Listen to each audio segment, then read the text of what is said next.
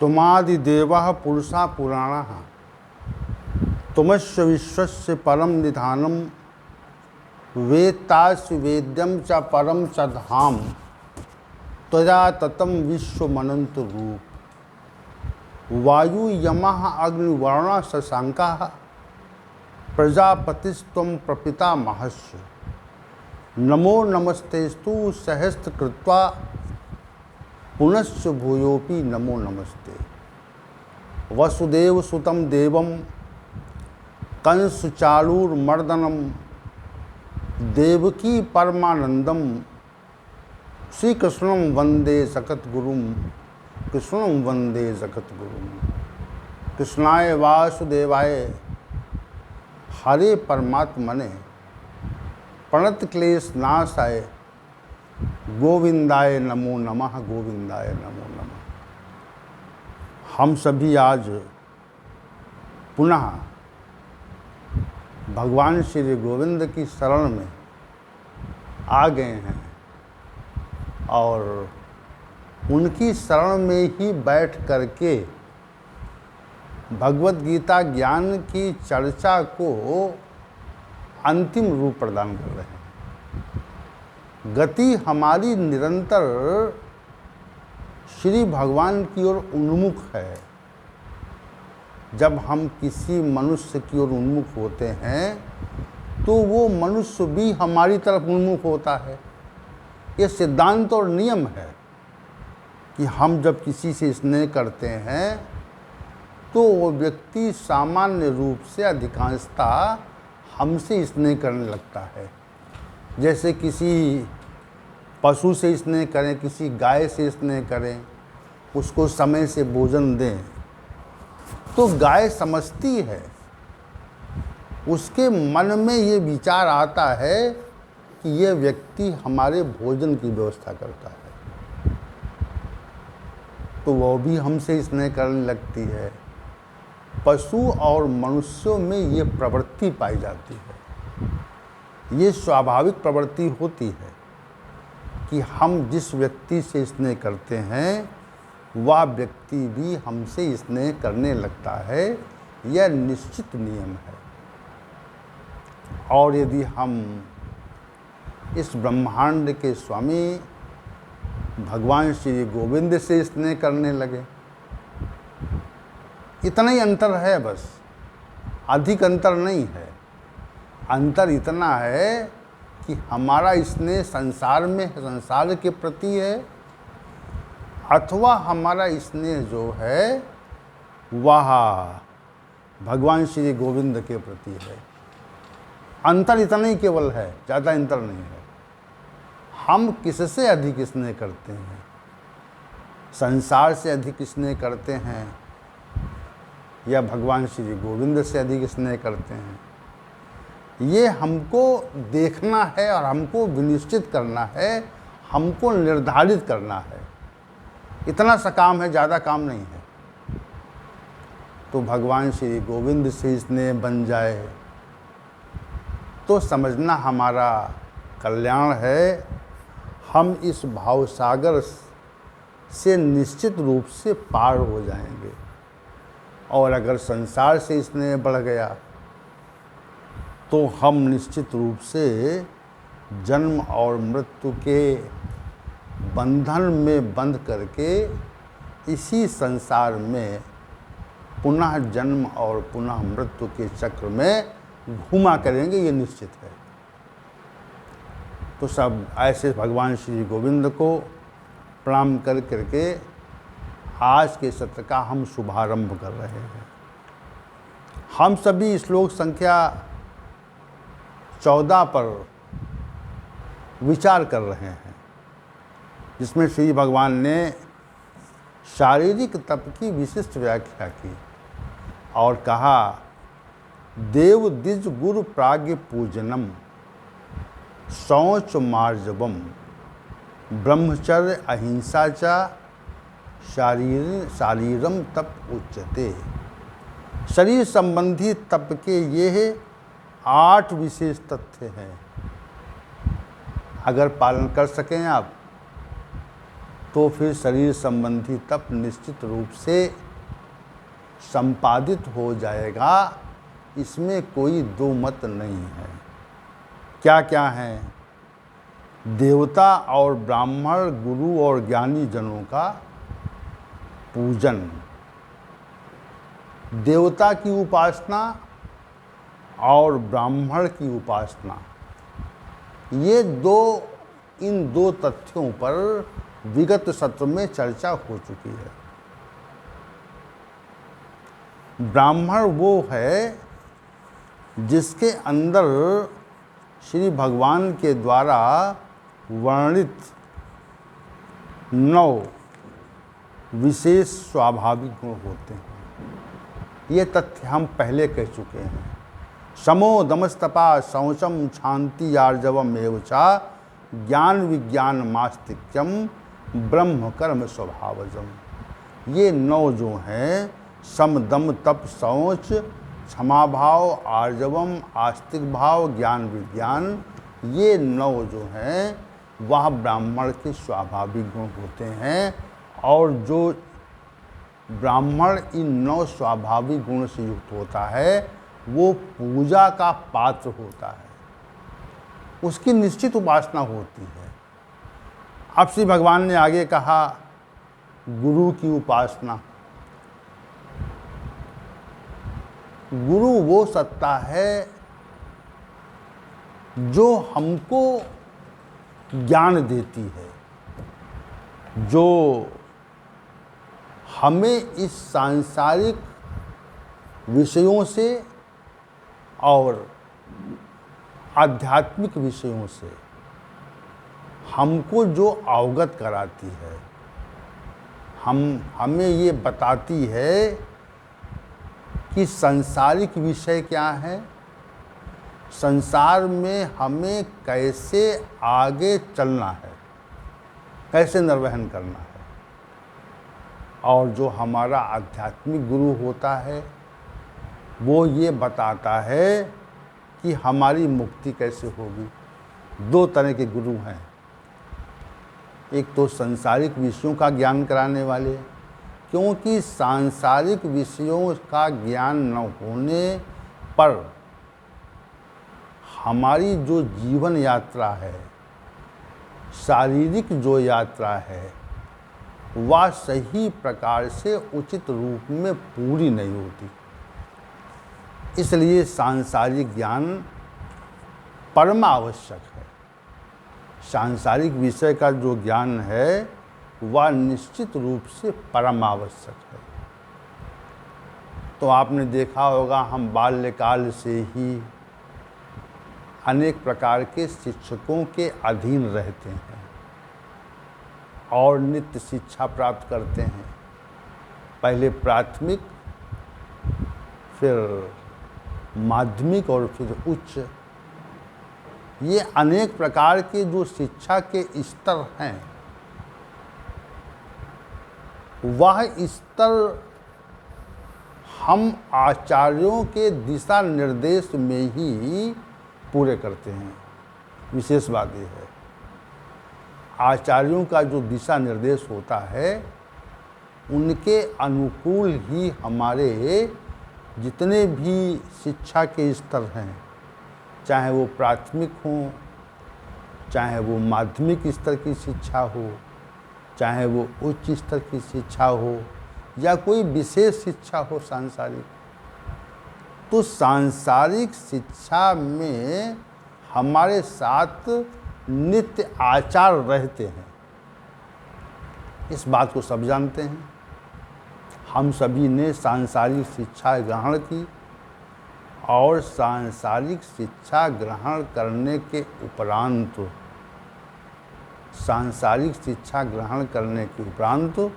हमको सांसारिक ज्ञान हुआ। इस तथ्य को हम सभी जानते हैं। तो चूंकि सांसारिक आचार्य जिसने हमको सांसारिक शिक्षा से अवगत या परिचित कराया, वह भी पूजा का पात्र है। उसको किसी भी प्रकार से हमें उसके साथ किसी भी प्रकार से हमें अनुचित व्यवहार कदापि नहीं करना चाहिए। और उसकी पूजा का अभिप्राय ये है कि उसको प्रसन्न रखें, उसको प्रसन्न रखें और उसके मन के अनुकूल हम कार्य करें। जो हमारा सांसारिक शिक्षक है उसके मन के अनुकूल चलना। देखिए, जब कोई शिक्षक किसी आचार्य के अनुकूल कार्य करता है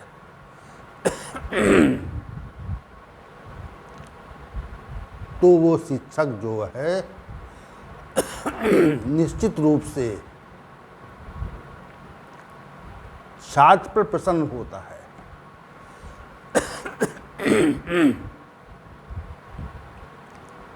ऐसा कभी नहीं होता कि कोई छात्र शिक्षक के अनुकूल कार्य करे और शिक्षक उसकी अवहेलना करे।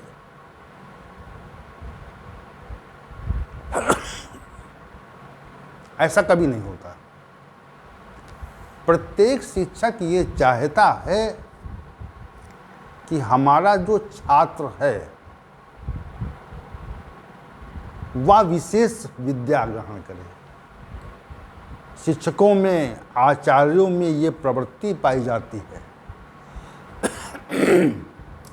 कि वे अपने छात्रों को, अपने जो अधीन शिक्षा प्राप्त कर रहे हैं ऐसे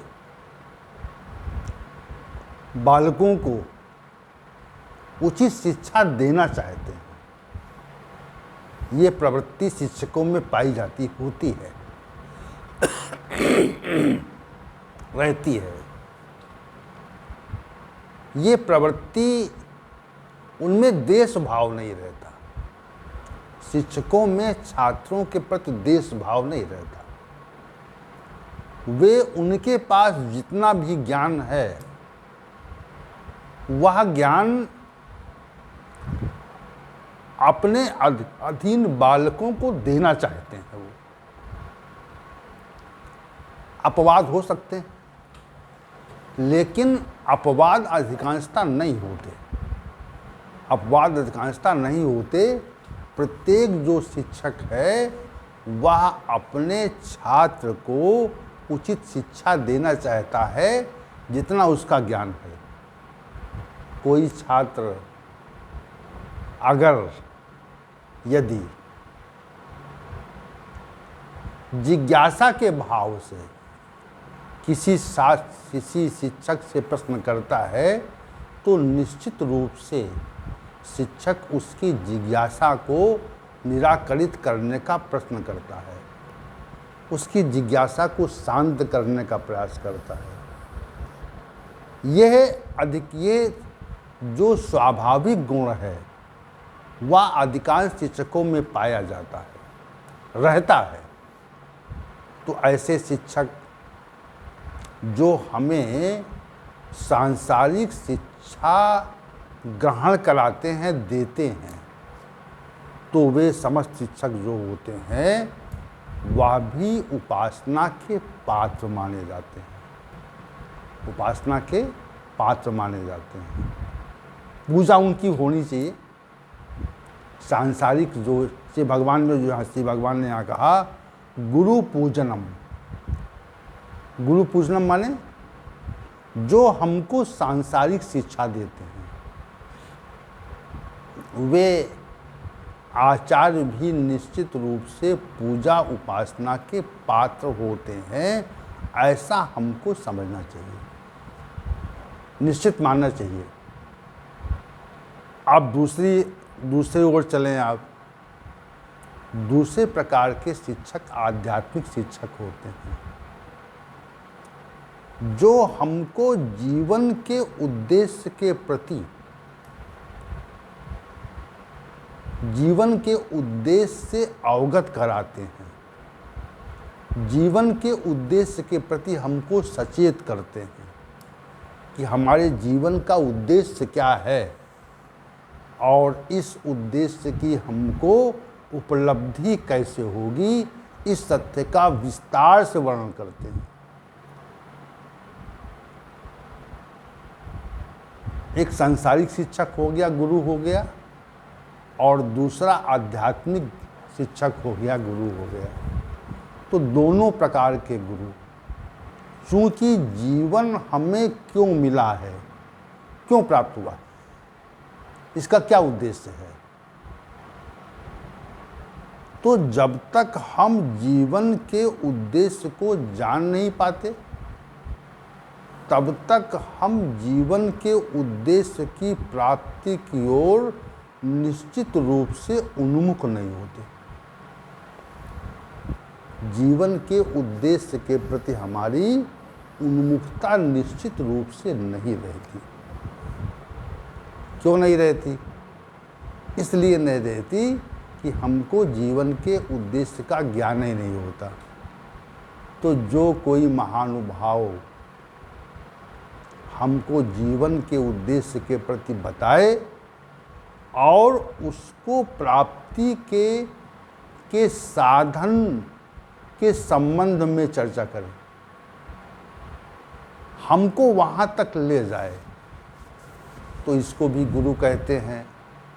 तो दोनों प्रकार के गुरु, श्री भगवान ने जो यहाँ पर कहा, गुरु पूजनम, शारीरिक तप का जो तीसरा सोपान है वह गुरु पूजनम है। गुरु उपासना के योग्य होता है, पूजा के योग्य होता है, इसलिए गुरु की पूजा को भी हम शारीरिक तप कहते हैं। वो भी हमारा कर्तव्य कर्म है। तीसरी बात कही गुरु पूजनम। चौथी बात कही प्राज्ञ पूजनम। प्राज्ञ पूजनम, प्राज्ञ पूजनम का अभिप्राय ये है कि जो तत्वदर्शी महापुरुष हैं, जो इस जगत में तो रहते हैं परंतु जगत से निर्लिप्त हैं, उनका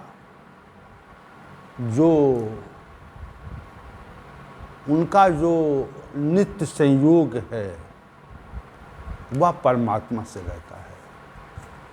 जो गुणातीत हो चुके हैं, गुणों की सत्ता से जो बाहर जा चुके हैं, जिन्होंने नित्य और सत्सत्ता परमात्मा का साक्षात्कार कर लिया है, ऐसे मनुष्यों को प्राज्ञ पुरुष कहा जाता है। और ये प्राज्ञ पुरुष जो होते हैं वह इस संसार में दुर्लभ ही है। वर्तमान में तो उनकी दुर्लभता विशेष है। वर्तमान में तो प्राज्ञ पुरुषों का अभाव सा हो गया है।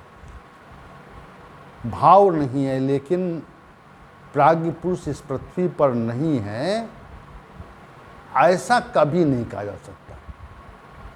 प्राज्ञ पुरुष इस पृथ्वी पर रहते हैं, जो जीवन मुक्त होते हैं, जिनको संसार से कोई भी, उनका संसार से किसी भी प्रकार का कोई स्वार्थ का संबंध नहीं बचता। स्वार्थपरता अवशेष नहीं रहती। जिनमें स्वार्थपरता और सांसारिक सुख की आकांक्षा का अभाव हो गया है, ऐसे पुरुषों को हम प्राज्ञ पुरुष कहते हैं। और उनके दर्शन मात्र से ही, उनके दर्शन मात्र से ही हमारा जो कल्याण है, हमें एक विशिष्ट प्रकार की शांति का आभास होता है, उनके दर्शन मात्र से होता है। तो दर्शन मात्र से ही जिन महापुरुष के महापुरुषों के दर्शन मात्र से ही शांति का आभास हो, और जिनसे नित्य की निकटता की आकांक्षा का प्रादुर्भाव हो जाए, कि नित्य हमारा संयोग ऐसे पुरुषों से रहे, तो ऐसे पुरुषों को प्राज्ञ पुरुष कहा जाता है, जो वास्तविक रूप से जीवन मुक्त होते हैं और परमात्मा की नित्य सत्ता में उनका नित्य सत्ता में वे रहते हैं, नित्य सत्ता की सानिध्यता में रहते हैं। संसार में तो प्रतीत होंगे आपको, लेकिन उनका जो वास्तविक निवास है वह परमात्मिक सत्ता में रहता है। तो ऐसे श्री भगवान ने कहा प्राज्ञ पुरुष भी पूजन के योग्य होते हैं और उनकी उपासना करना भी शारीरिक तप का शरीर संबंधी तप कहा जाता है।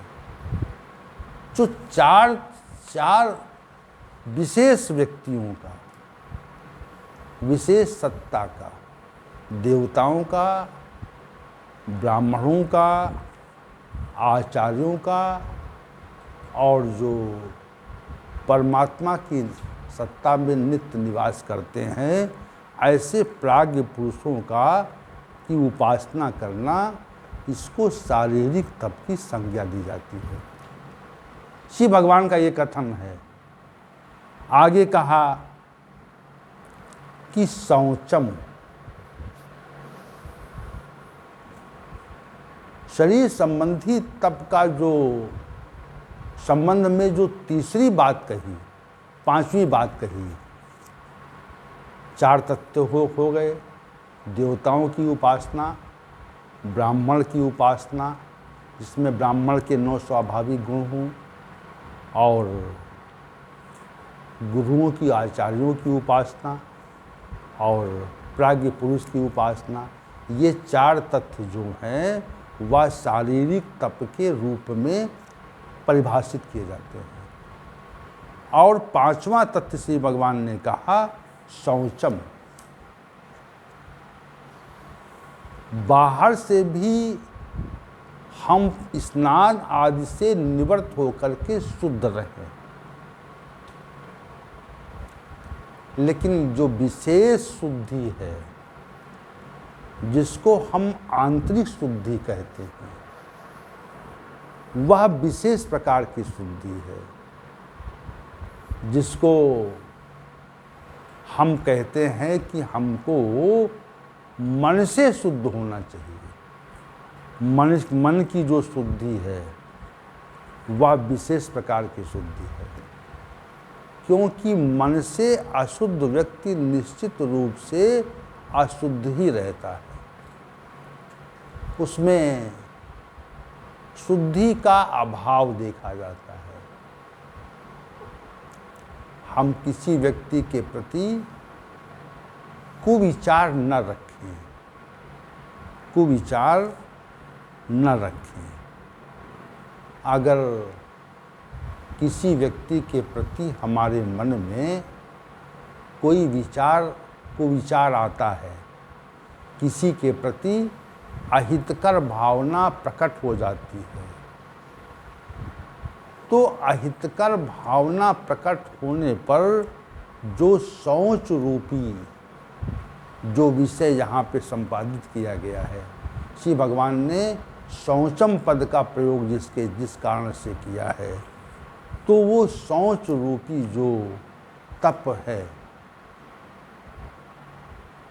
वह विखंडित हो जाता है और शरीर संबंधी तप का निषेध होता है, उसका अतिक्रमण होता है। तो शौचम कोई सामान्य पद नहीं है। शौचम जो पद है वह कोई सामान्य पद नहीं है। शौचम से बाह्य शुद्धि तो अनिवार्य है। समय से जागरण, समय से नित्य कर्म से निवृत्ति, समय से स्नान और स्नान होने के पश्चात समय से परमात्मा का पूजन करना, ये शौच के विषय हैं, ये शौच के विषय हैं।